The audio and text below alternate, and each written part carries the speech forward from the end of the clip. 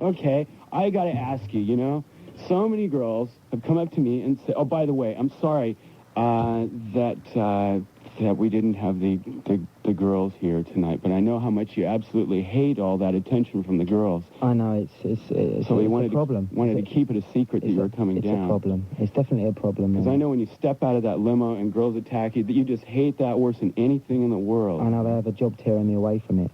Yeah. It's very difficult to turn me away. Because I think I should get involved in it. I think I should let people touch me and try and, remove various articles of clothing. It's just when they want a souvenir like my leg that I find there is a problem. All right, if you haven't guessed, we're talking to Adam Ant here at Carol QFM, 818-578-1067. If you have a question for him, I don't know about you, but I want to listen to Miss Thing, Adam on K-Rock.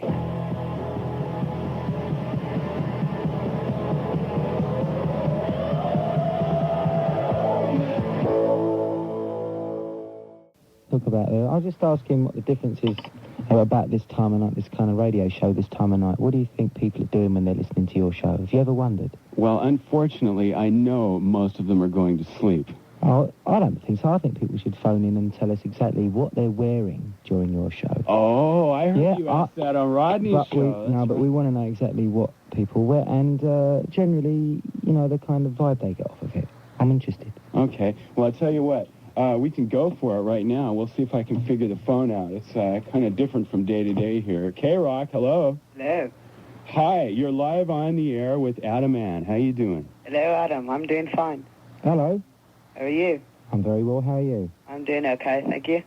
Good, good. What would you like to ask or say? I heard on your song Viva La Rock, you're saying you're scratching records, but you won't scratch mine. Yeah. Is that supposed to mean anything in particular? I think I've got nothing against people scratching records. In fact, I think scratching records when it's done imaginatively is wonderful. But I think it's become very commonplace nowadays, and people are doing it, I think, just to make 12-inch records sound good. Yeah, you hear it all the time. When it's done well, it's great, but I put a lot of trouble into my records, and I don't like people scratching them or throwing them about. I'd rather they just play them. Yeah. Okay, where are you calling from? I'm calling from Harbour City. Okay, thank you very much. All right, thank you. Bye. Okay. Hello? You got one more, huh? No, I just want to say, Adam, I think you're really cool. Oh, thanks very much. Yeah, especially on stage. Take care. You too. Bye. Bye-bye. You know what, Adam? I saw a picture of you on Face magazine, I think about 6 months ago or something. Does that sound right? Rising. Yeah. Yeah. That's right. And I noticed they had a real close-up of your face, and I was wondering, do you like shaving?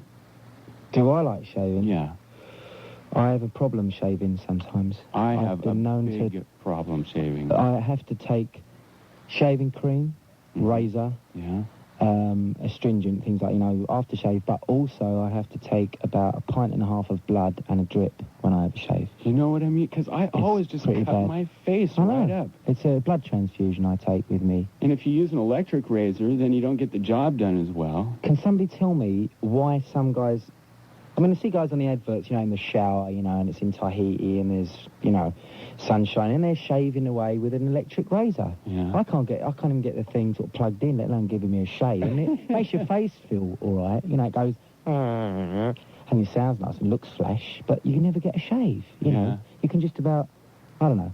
I like the blade in the morning. I think the blade's a challenge, but what I've got to now is I think about it for 10 minutes, and then I have a shower first. And then I do it. Yeah, right. You have to concentrate. Sometimes I do it by braille in the shower, because I figure if I look in the mirror, I'm just going to cut myself anyway. Yeah, I think shaving is a problem. Girls do not know what a drag shaving is.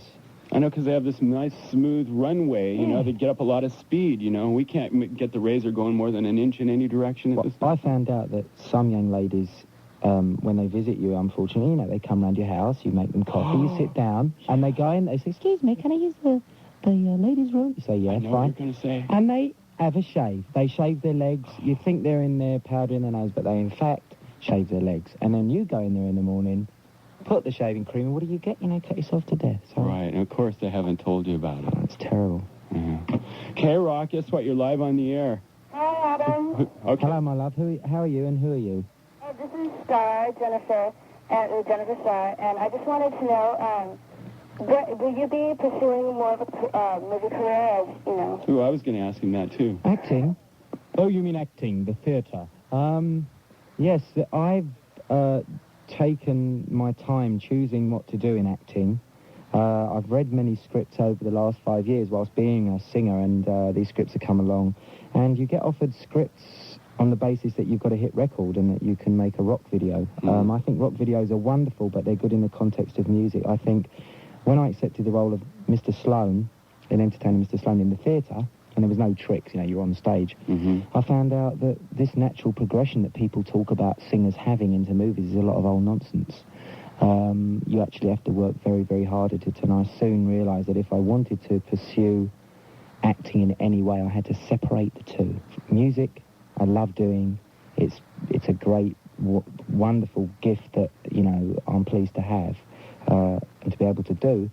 But after, you know, 9 years of doing it, it's nice to try other things. But you have to make a commitment to acting that is your discipline beyond anything I've ever met. And I'd like to do, I think you can do both. I actually believe you can do both because they're so different. So I would like to do both. What kind of characters would you like to do in the future? Well, also, that's the lovely thing, because in music, I've had to create characters for myself. And I enjoy doing that. I enjoy creating the look, the sound, and the whole scenario of the piece. At the show at the Greek in the next 2 days, people will be seeing something completely different from last time, or any time they've ever seen us. And that's my job. The album will not sound the same as the last. But on another level, somebody comes in and they more or less give you a whole project. They give you a script, and you have to dream up this character and research it. You know, for Grammont in Equalizer, I had to research and really do a lot of...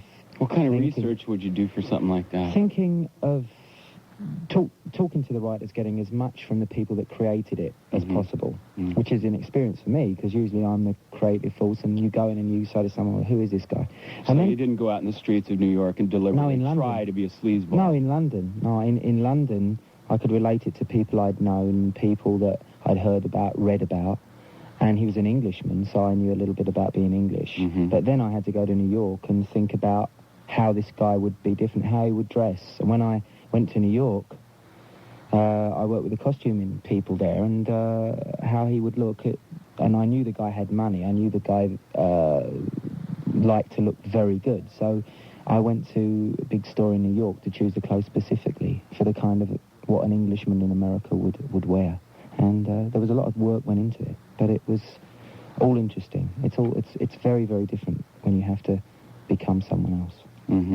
What about, you still on the line? Yeah. Where are you calling from? Plymouth Valley, Studio City. Okay. I was going to ask a question along the same lines. I was going to ask if Adam's concerned about becoming known as a media star as opposed to an actor or a singer. You know, I asked that because of the rather well-known and well-produced Honda commercials.